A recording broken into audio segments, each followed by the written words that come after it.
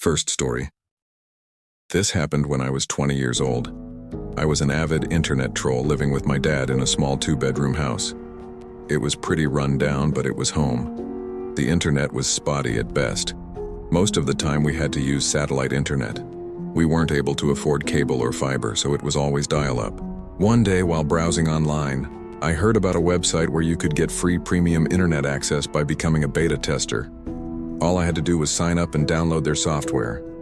My dad would have killed me if he knew I was signing us up for another internet service because he hated getting scammed. But I did it anyway.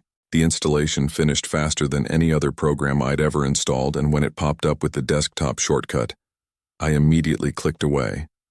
I didn't even bother logging in. I decided to wait until my dad went to work the next day. That night I woke up from a nightmare. I couldn't remember what it was about, but it felt so real. I turned on the light and got out of bed. It was then that I noticed the new icon on my desktop. It had a strange symbol in the middle of it. I clicked it to see what would happen.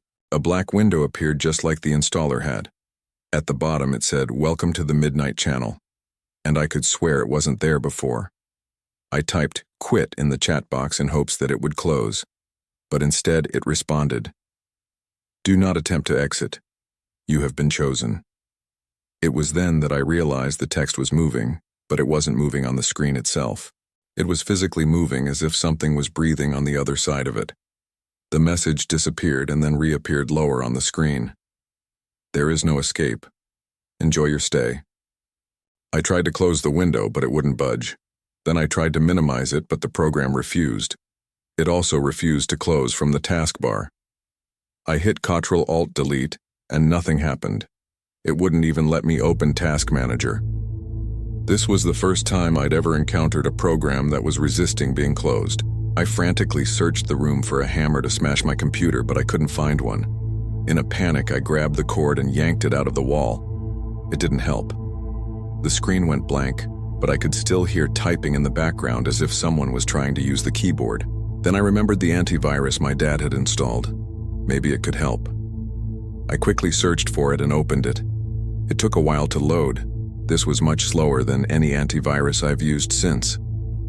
Finally, it opened, and I selected Full System Scan. The program immediately found a virus and began removing it. It didn't take long, maybe a minute or two, and then the program closed. To my horror, the virus had already spread to my entire system, and it was too late. As soon as the antivirus closed, the window came back up, and it displayed one sentence: "Your system will now begin to implode." My computer began making horrible noises, and sparks flew from the back of it. I don't know how long I stood there watching, but eventually it stopped making noise and the screen went blank. When I turned it back on, it worked like normal, like nothing had happened. But when I clicked on the desktop shortcut, the same thing happened. "Welcome to the Midnight Channel." When I clicked away, the same message popped up. "Do not attempt to exit. You have been chosen. There is no escape. Enjoy your stay." I tried clicking away again and it kept coming back. I was trapped. I spent hours trying to remove the virus and failing. I tried everything from my dad's super secret antivirus program to a simple restart, but nothing worked. Then I started trying different things in the chat box, thinking that maybe I could reason with whoever was on the other side. I typed "hello," and it responded, "Do not speak unless spoken to." I decided to play along. "Who are you?" It responded, "I am the one who brings you the Midnight Channel." "Why am I here?" "You are here because you were chosen." "What does that mean?" "It means you are special." "How am I special?" "You will find out soon enough." I sat there for a while until I decided to try something else. I changed the text size to huge and filled the entire screen. The program responded almost immediately. "Do not change the settings." "Why not?" "Because I don't like it." "Okay." Then I changed it to the smallest font size. Again, it responded almost immediately. "Change it back." I did, and it responded again. "Good." Then I made it red and it responded. "Change it back." I did, and it responded again. "Thank you." At that point, I figured out what it wanted. It wanted me to make it blue. I had no idea why, but I did it anyway. It seemed pleased with the color. It remained silent for a while after that, and I started to think maybe I was finally going to get some peace. But then it spoke again. "Now listen carefully. You will not tell anyone about the Midnight Channel, or I will find you. Where are you? Everywhere and nowhere. Who are you? Soon you will see. What do you want from me? Soon you will know." And then the program shut down. I thought maybe it was done with me, but I was wrong. Every time I tried to use my computer after that, it would bring up the same program. Sometimes it would just sit there silently, and sometimes it would talk to me. It became my new normal. Then one day I had an idea. What if I installed an older version of Windows? Maybe it would stop the program from opening. So I created a flash drive, downloaded an older version of Windows, and went to install it. The program, of course, didn't like this, and it started screaming at me. "Stop, don't install it, please, please don't install it." And then it was silent again. After a few minutes, I heard a pop-up sound effect. I looked over and it said, "Installation successful." I was ecstatic. Maybe I could finally get rid of this thing. I booted into the older version of Windows and it didn't detect my hard drive. It must have corrupted it. I didn't care. I formatted it anyway and installed a fresh copy of Windows. When I rebooted into the new Windows, I expected the worst, but nothing happened. For the first time in weeks, I could use my computer freely. I was so happy that I almost cried. But it didn't last. The next day, I tried to turn on my computer and the same thing happened. "Welcome to the Midnight Channel." I tried to install the older version of Windows again, but every time I did, it would undo it. It was like the program was protecting itself. I was starting to lose hope until I had one more idea. Maybe if I put the hard drive in another computer, it wouldn't follow. So I bought a second-hand computer, slapped the hard drive in it, and turned it on. Sure enough, the same thing happened. The program was somehow on the hard drive itself. I threw the hard drive away and bought a new one. I installed it in my original computer and it was finally free. It took a long time to get it set up, but eventually I was back in business. But every time I opened up my computer, it would say, "Welcome to the Midnight Channel" in the corner. I couldn't get rid of it. I even tried reinstalling Windows, but nothing worked. Eventually, I gave up. One day, I tried something crazy. I went into the registry and tried to delete the program that way, but it wouldn't let me. Every time I tried to delete it, it would pop up and say, "Access is denied." So I decided to go all out. I deleted everything I could find that had to do with the program. I rebooted my computer and waited anxiously for it to come up. And it did. "Welcome to the Midnight Channel." I was defeated. I gave up on trying to fight it.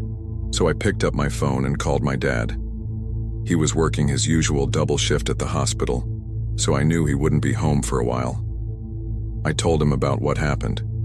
He listened patiently and then told me what to do. He came home and saw the computer for himself. He had no idea how it could be haunting me like that. He thought it was just a virus, but he helped me delete everything on the computer. He even wiped the hard drive clean. We installed a fresh copy of Windows, but it didn't help. That night I woke up in a cold sweat. It was then that I realized that it wasn't on my computer at all. It was inside my head. I tried to scream, but no sound came out. I tried to move, but I couldn't. It was like I was trapped inside my own body. Then I heard a voice. "Did you miss me?" I wanted to respond, but I couldn't. I could only watch as the Midnight Channel began to consume me. Story 2. Do you know who lived in your flat before you? Most people don't ask. I didn't either, until I started hearing her walking around my kitchen at night. The problem is, no one has lived here for years. When I moved into the flat, it felt perfect. Cheap rent, quiet block, decent view of the high street. The landlord didn't say much, just pushed me to sign quickly. The first night was fine, but by the second I noticed something strange. My cupboard smelled faintly of bleach and old perfume, like someone had been trying to scrub away more than dust. I laughed it off. Old buildings always smell odd, right? But the smell grew stronger at night, as if someone had just walked through with wet clothes and cheap floral spray.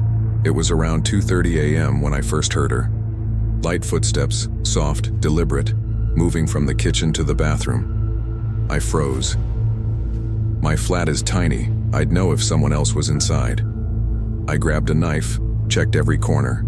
Empty. But when I came back to the kitchen, the cupboard door was wide open. I know I left it shut. And inside, one of my mugs had been turned upside down, resting carefully on its rim, as if to say, I was here. Over the next week, it escalated. At first it was small, cutlery moved, my shoes in the wrong place. Then came the notes, slips of torn paper left under my door in spidery handwriting. Stop using my cups. Turn off the light. You don't belong here. I thought it was a prank. Maybe a neighbor messing with me. But the handwriting, it looked shaky, desperate, and the paper smelled faintly of that same sickly perfume. I finally asked the landlord. He sighed, then admitted a woman had lived here before me. Middle-aged, kept to herself, always paid rent on time, until one day she didn't. When they broke in, they found her dead in the kitchen. The official word was natural causes, but the landlord wouldn't look me in the eye as he said it. I wanted to leave right then, but I couldn't afford to. So I stayed, and that night was the first time she spoke. It came just after 3 a.m. I was half asleep when I heard a woman's voice clear as day whispering from the kitchen, "Get out." I sat up, heart hammering. The voice was hoarse, raspy, like someone choking on smoke. Then the cupboard slammed one after the other like fists pounding wood. I wanted to run, but my body wouldn't move. The only thing I could do was listen as her footsteps crept toward my bedroom door. They stopped just outside. Then she whispered again, softer this time. "Why are you in my home?" The next day I found something I can't explain. A small, cracked hand mirror on the kitchen counter. I'd never seen it before. The glass was cloudy, but when I picked it up I saw her. Not my reflection, hers. Pale skin, sunken eyes, mouth twisted into a smile that didn't belong on any living face. I dropped the mirror and it shattered across the tiles. For a moment I thought I'd broken her hold. But that night, she was angrier than ever. I don't sleep anymore. I just wait for 3 a.m. because that's when she comes. Last night was different though. Last night she didn't whisper, she screamed. The sound rattled the walls, shook the floor, made the lights explode above me. In the chaos, I looked up and she was standing right there in the corner of my room. She didn't move like a person. She flickered, like bad film on a projector. Every second she was closer. Her mouth opened wider than it should have, stretching until her jaw cracked, and she screamed again. Words this time, "You took my place." I blacked out. When I woke up, it was morning. Sunlight filled the flat, but everything was wrong. My furniture had been rearranged, placed back exactly how it was the day I moved in. The cupboards were filled with her old dishes. The perfume stench was everywhere. And then I noticed the mirror. Whole again, sitting neatly on the counter. When I looked into it, I didn't see myself. I saw her smiling, standing in my kitchen, behind me. I'm writing this as fast as I can because I can feel her hand on my shoulder, pressing harder every second. If you're hearing this, don't move into flat 3B on Coldwell Street. It isn't empty. It's hers, and she doesn't like to share. Story 3. If you've ever lived with thin walls, you know the soundtrack. Footsteps, muffled TV, a cough you start to recognize. It's normal, until the sounds start matching you. Not your schedule. You. I don't mean similar habits, I mean my neighbor cleared their throat at the exact second I did every single night, like an echo that learned my timing, then moved first. I moved in after a breakup, into a small place with a long hallway and a bedroom that shares a wall with the next unit. The building was quiet enough by day, just delivery carts and distant doors, but at night it turned into layers of soft living. A kettle from somewhere, a toilet flush, slippers on laminate. It felt comforting, human. The first week I put a glass on the shared wall to figure out who lived next door. Old habit, curiosity, not creepiness. All I got was a low, restless hum through the drywall like a machine idling. No voices, no music. The lease said Unit 4B was currently vacant, but I didn't think much of it. Management never knows who actually lives where. Then one night while brushing my teeth, I coughed. Mint foam went down the wrong way. From the wall, soft as a breath. Another cough, matching mine. Half a second later. I laughed, embarrassed, like I'd been caught being human. The coughs kept sinking with me. Not often, just enough to notice. I'd clear my throat, then a sympathetic rasp would answer through the wall. But by the fourth night, the delay was gone. I coughed. The wall coughed at the same time. Not a beat later, exact. I tested it. I clapped 3 times in the kitchen, then walked to the bedroom and waited. 3 faint claps arrived through the wall, but this time they were a hair before mine, like whoever was on the other side knew what I was about to do and got impatient. It wasn't just claps. When I filled a glass, I heard water running next door. When I zipped my hoodie, a zipper whispered from 4B. I told myself it was thin walls and a shared routine. We're predictable, right? People brush their teeth at the same time. People drink water at night. We're just animals in boxes moving to the same clock. But clocks don't look back. A paper slid under my door on Thursday. A printed quiet hours reminder from management. 10 p.m. to 8 a.m. Be considerate, etc. At the bottom, someone had handwritten, "Keep it down." The letters were neat but pressed hard enough to dent the page beneath. No name, no unit. I don't make much noise, I work remote. My nights are audiobooks on low and emails I never send. Still, I felt guilty. That's the thing about thin walls. They turn private habits into public theater. You start editing yourself for strangers. That night I tried to be quieter. I typed softly. I muted the kettle before it clicked off. I turned the doorknob slowly so it wouldn't thump back. And from the wall, like a neighbor practicing politeness at me, I heard a doorknob turn softly too. Then, so faint I thought it was in my head, a whisper shaped like a word I couldn't catch, and the barest drag of fingernails along drywall, right where the bed frame touched. I set my phone to record while I slept, propped on the nightstand, mic facing the wall. If you've ever done overnight audio, you know it's mostly fabric rustle and your own embarrassing snoring. Mine had that, and something else. At 2:19 a.m., the track showed a spike. I scrubbed back and listened with headphones. First, my breath. Then a soft, steady scraping, like someone slowly writing on the wall with a dull pencil. The sound stopped. A pause. And then a whisper. My whisper. My voice with my cadence and my little breathy ha saying, "Can you keep it down?" I didn't say that, I was asleep. I checked the rest of the file. At 3:41 a.m. there was a muted thud like a cupboard closing. At 4:02, a short laugh. Mine again. I replayed the laugh a dozen times. It was identical. The sticky, caught-on saliva sound at the end of it was too specific to be coincidence. The charm of relatability fell away all at once. The wall wasn't giving me somebody else's life. It was returning mine. I knocked on 4B the next evening with a peace offering, tea bags and an apology. No answer. The peephole looked like a dead eye. I texted the number on the lease office sign and asked if 4B was occupied. 4B is vacant, under renovation, they replied. No access. I stared at the door. The bottom had a thin silver draft guard, new and shiny. There wasn't a speck of dust on it. Back in my place, I leaned my ear to the shared wall. In return, I heard the gentle creak of someone leaning theirs. Same height, same patience. I said, "Hello?" There was a long quiet. Then my hello came back from inside the wall, a fraction softer, like it had traveled and been worn down. You can convince yourself of anything in a lonely apartment, that it's pipes, that it's air. I tried both. I opened all my taps.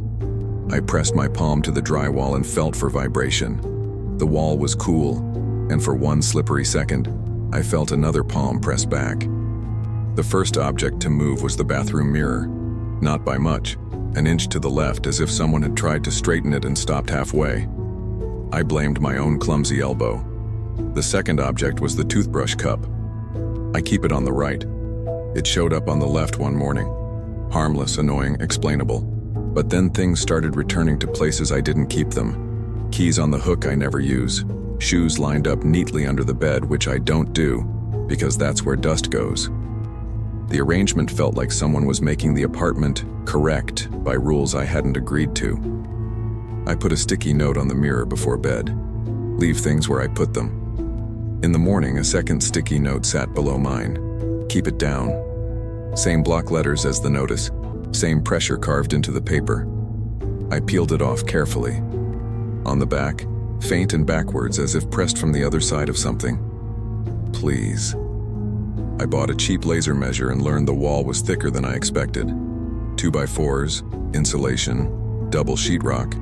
Still, sound came through like it was tissue. I tapped patterns with a spoon. The wall tapped back, not mirrored, but anticipated, finishing my rhythm before I could. I tried to trick it by changing timing mid-sequence. The wall adapted instantly, filling the space I left. It was like playing ping pong with someone who knew where I'd swing before I swung. Not supernatural, just humiliating. At 1:07 a.m. I set up an experiment. I pressed a sheet of carbon paper and printer paper flat against the wall, taped tight. I wrote slowly with a blunt pencil. "Who are you?" The graphite made a thick, gritty sound. I left the paper overnight, not expecting anything.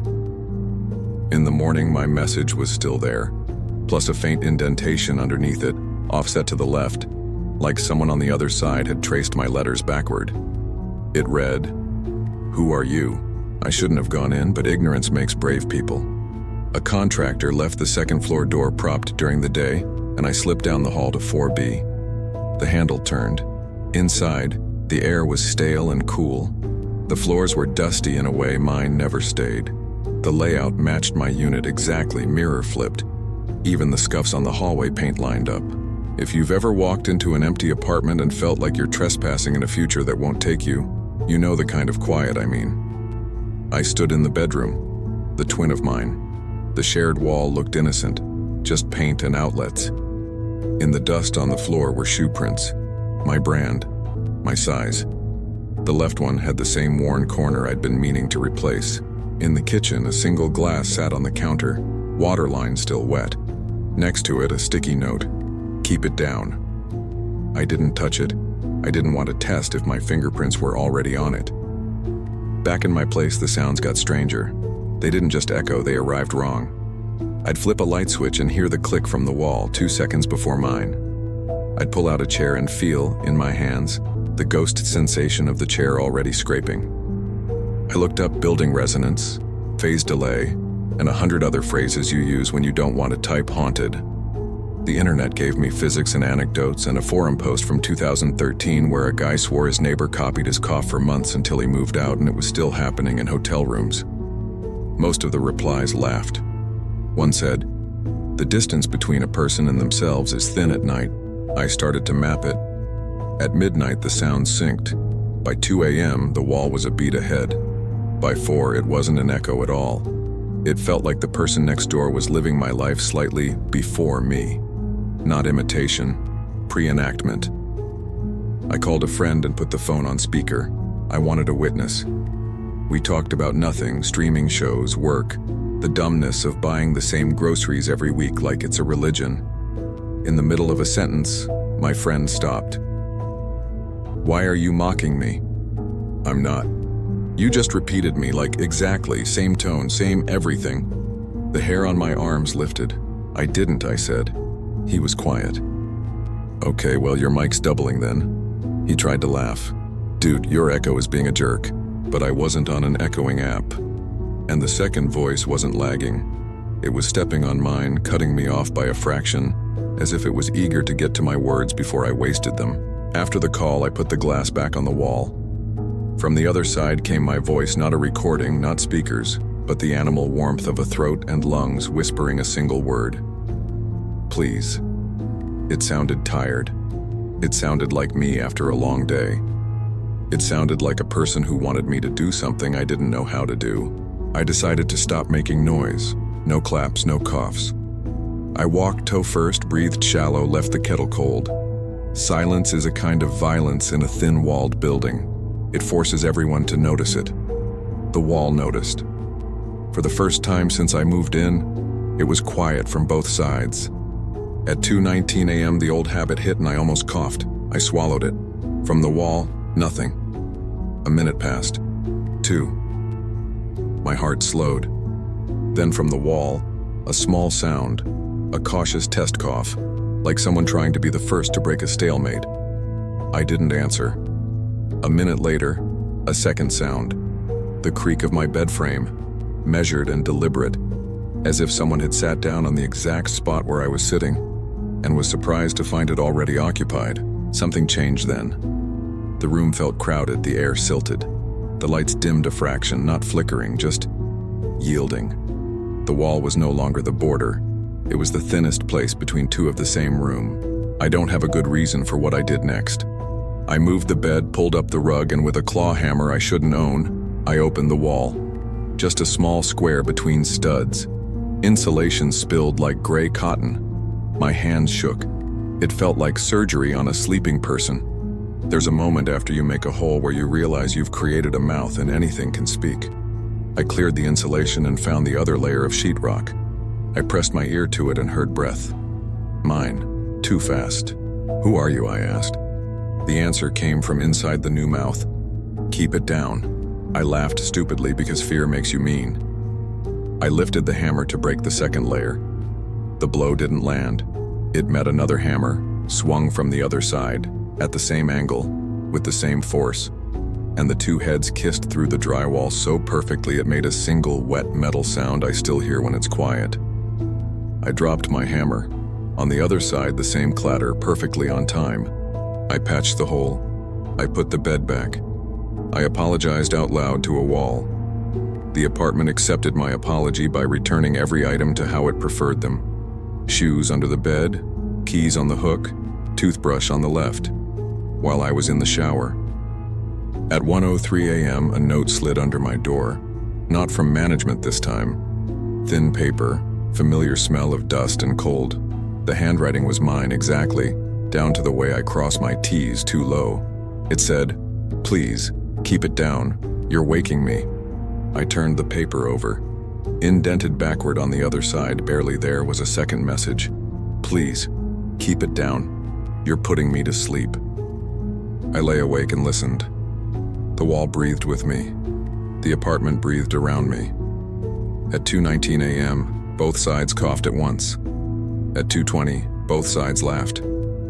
At 2:21, a cupboard thumped shut in two kitchens at the same time. When the clock hit 2:22, the wall went silent, and the silence felt like a held breath that would never be released.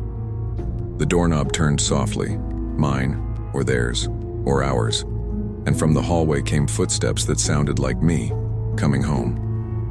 If you live with thin walls, you already know this story.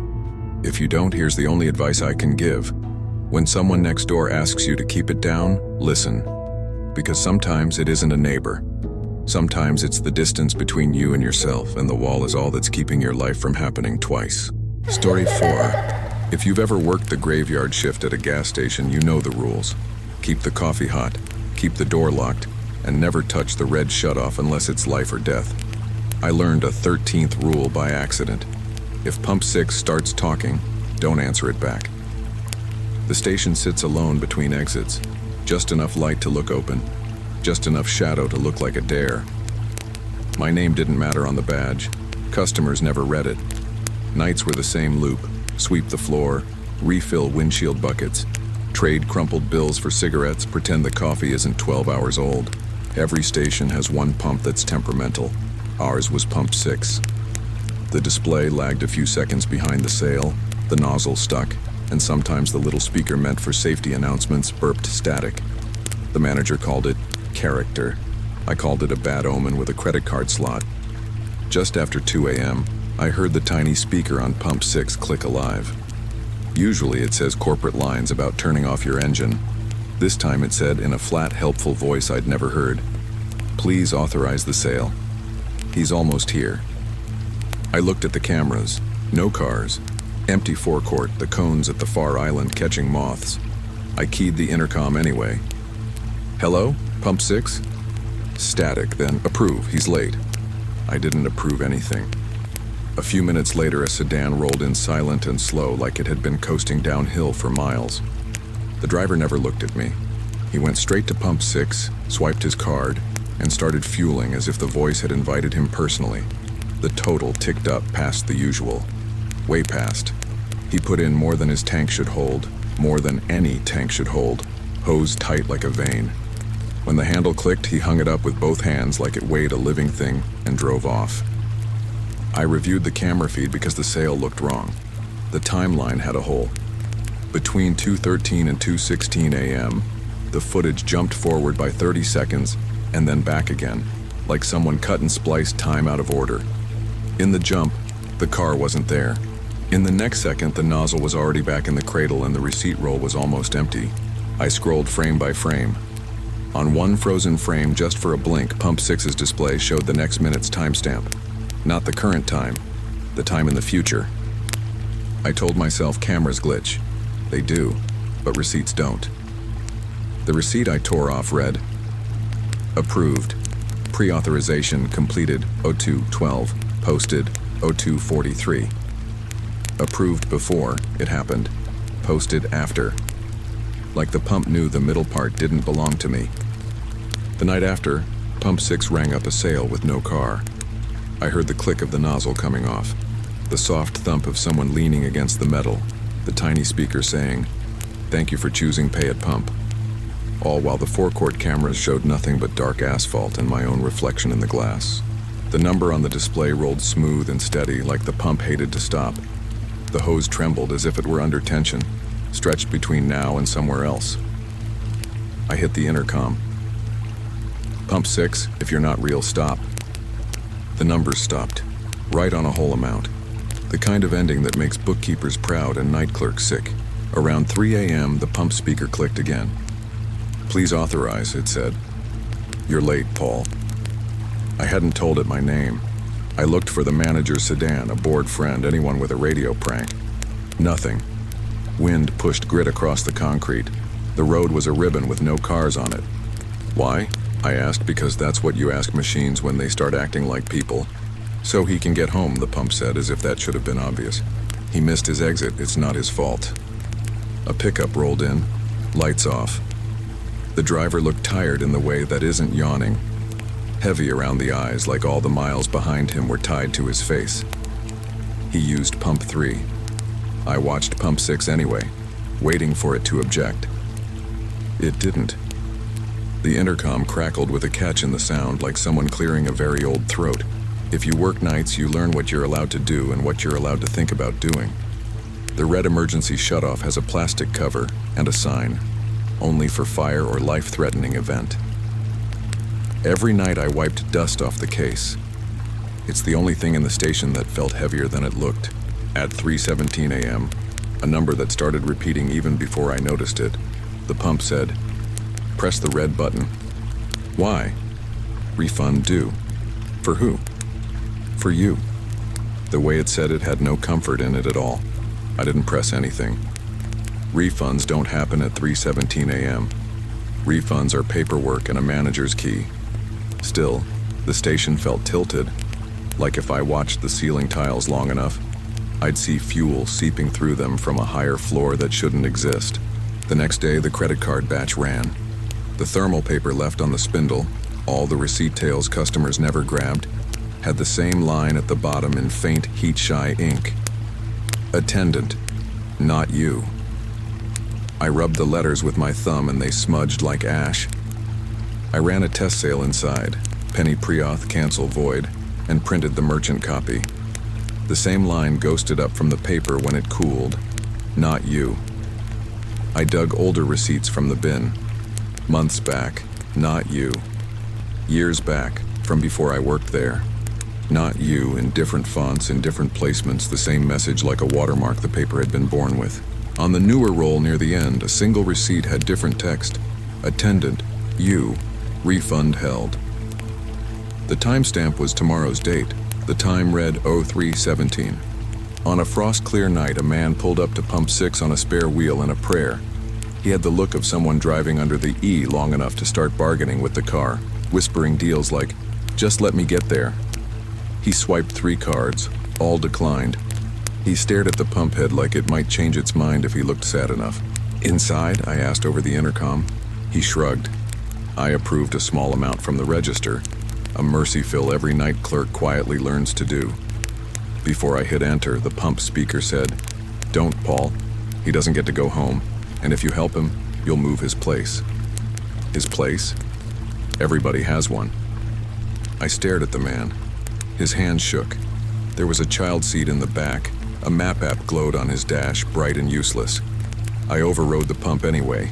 He filled with his eyes closed like it hurt, like each gallon was a hard confession.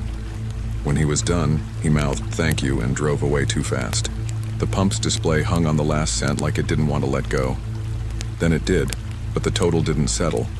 It kept flickering between what I'd approved and a larger number, as if two versions of the sale were arguing over who got to be real. I unlocked pump 6 at 4 a.m. There's a thin key for the outer door and a thick one for the brain.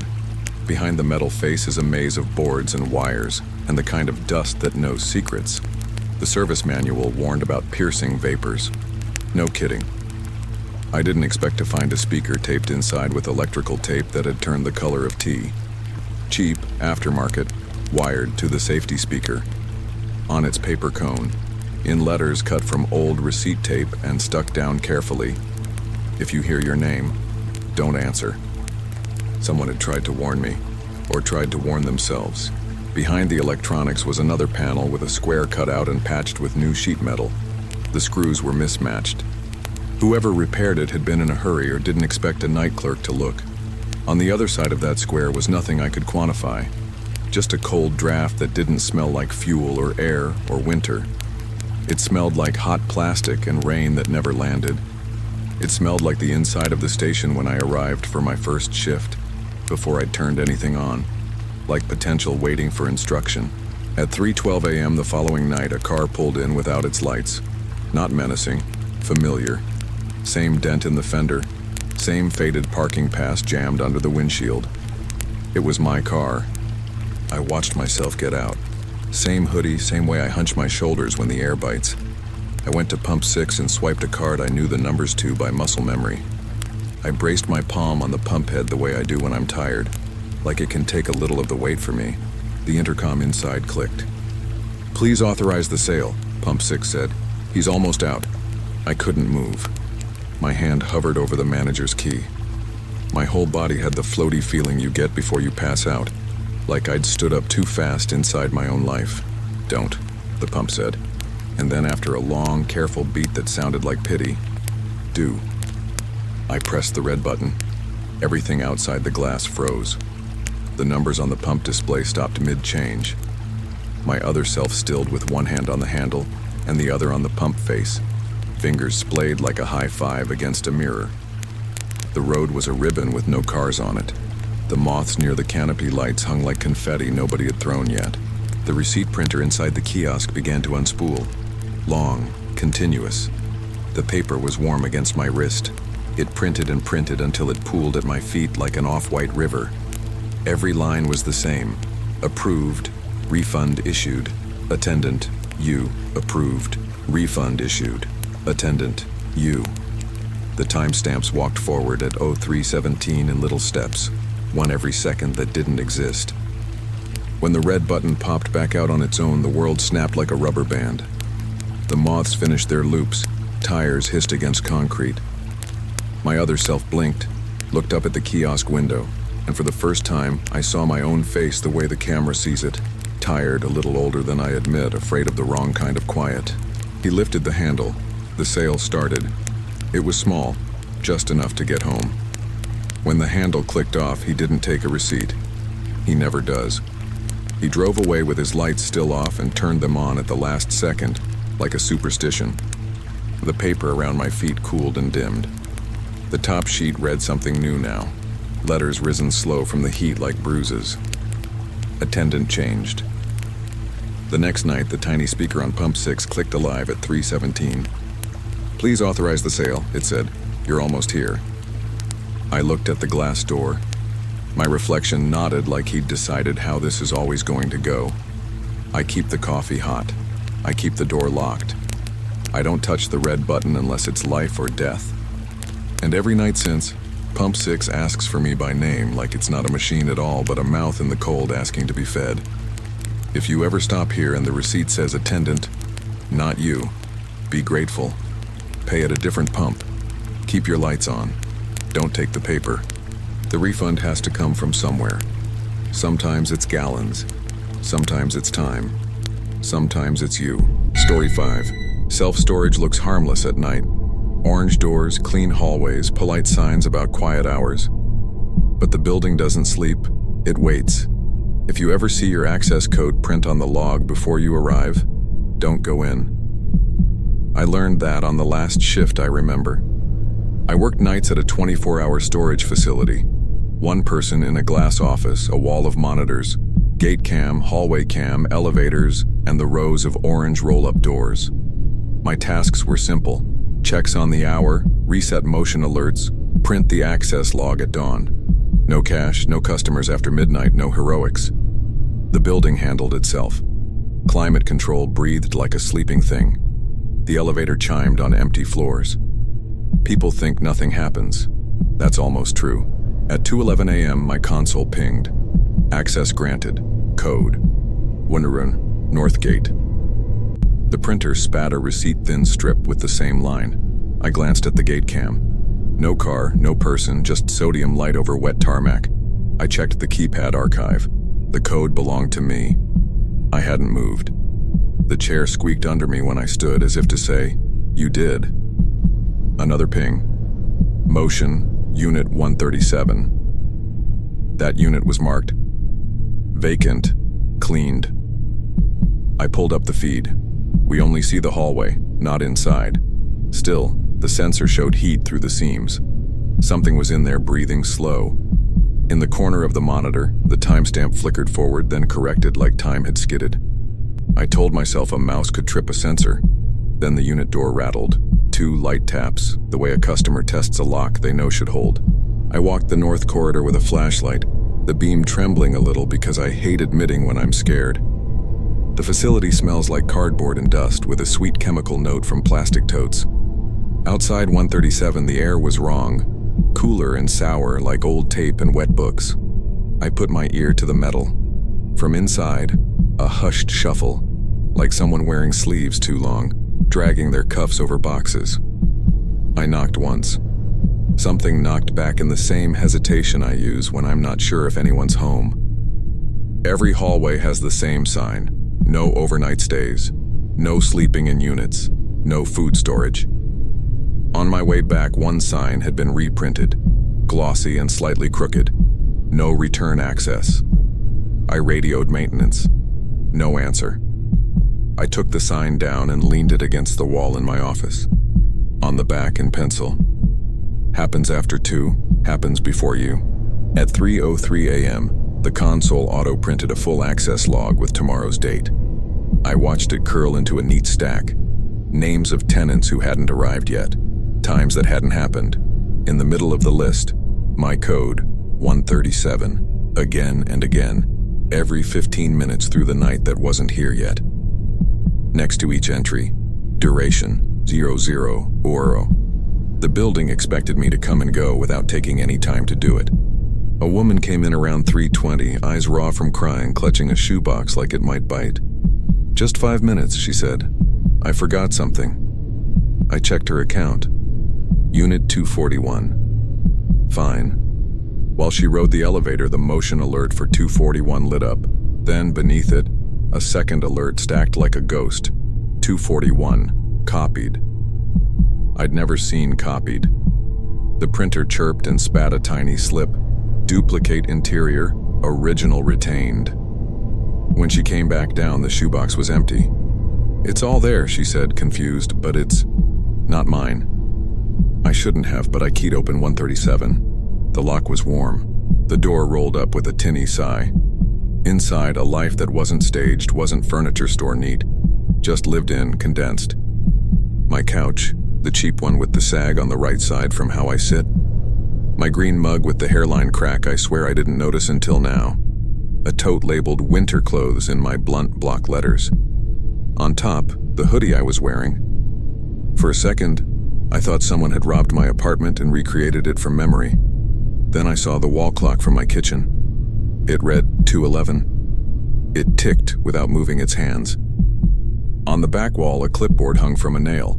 The paper on it was a checklist titled, Intake, Personal Effects. Each line had a tiny thermal stamp like a receipt. Mug, received. Couch, received. Keys, received. The last line didn't have an object. It had my name. Next to it, time, partial hold.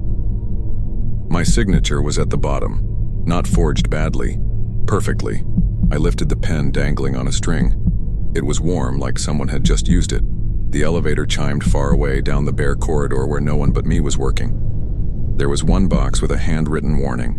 Do not open until move out. It was sealed with that clear tape that snags your nails. I opened it.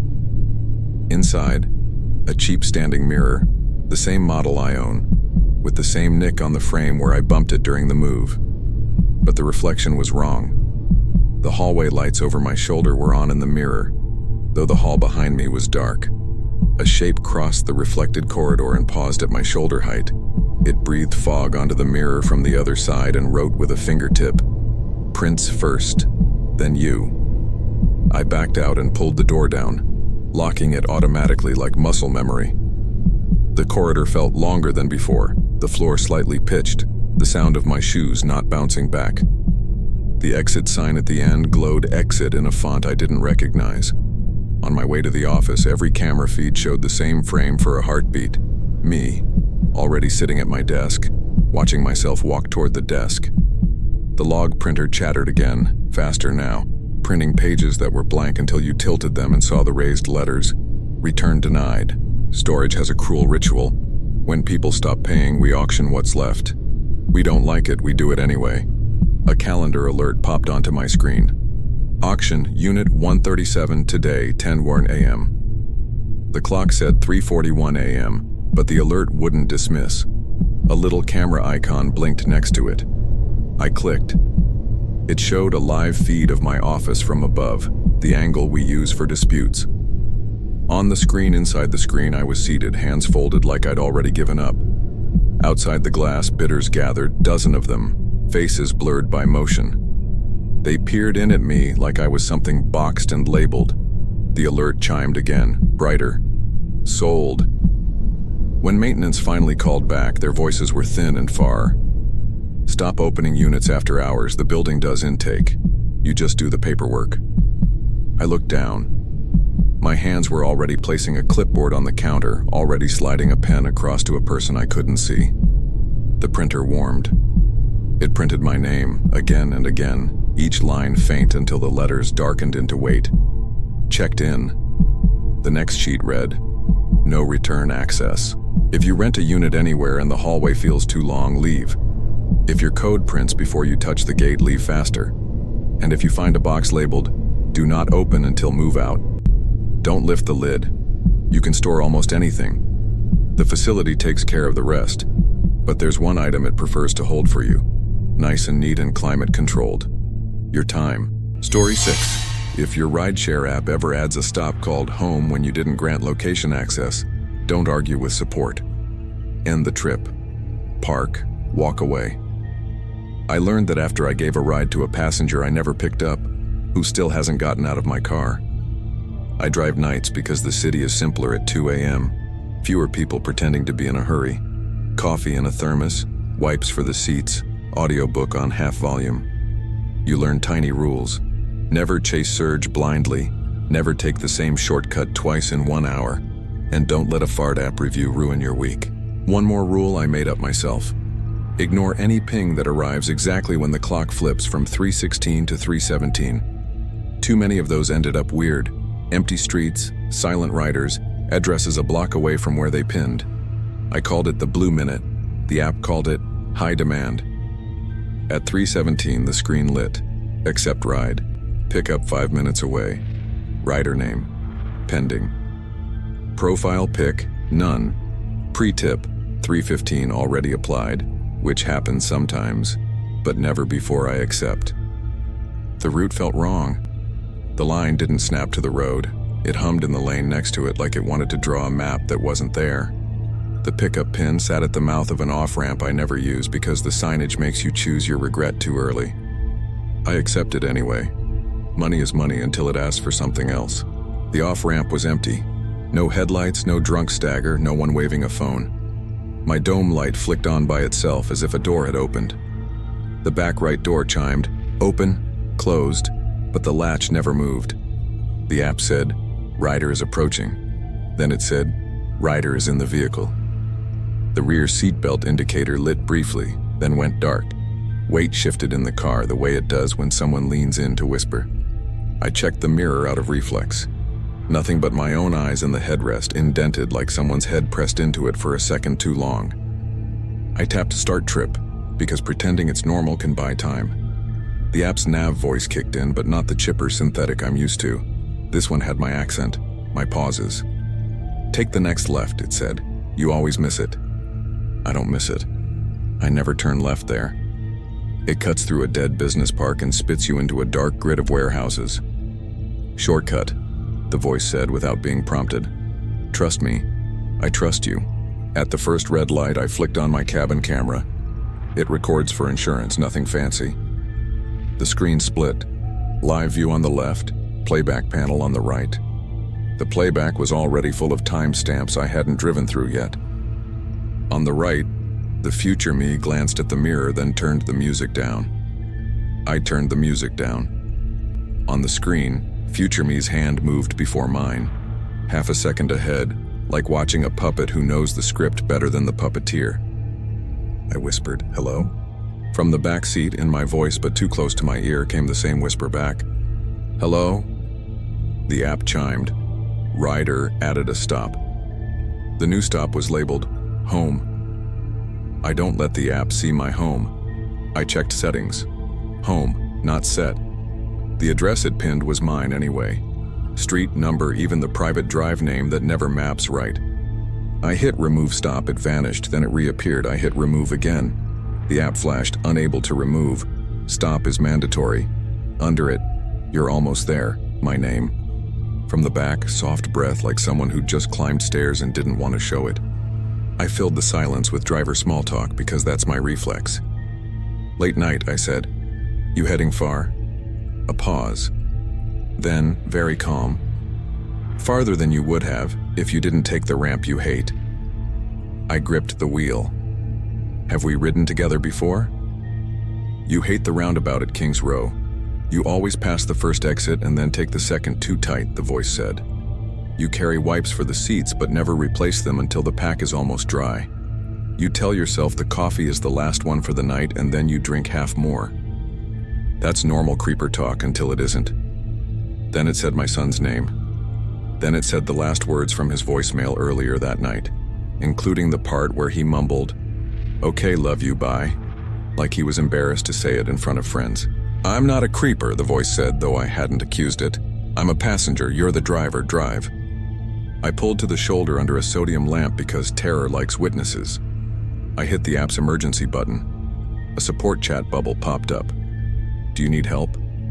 I typed, passenger is invisible. The bubble replied, there is no passenger on this trip. Then the app minimized and reopened on its own, kicking me back to the map. Take the next left, the voice said. You always miss it. I checked the rear door handle. My finger stopped a few inches before.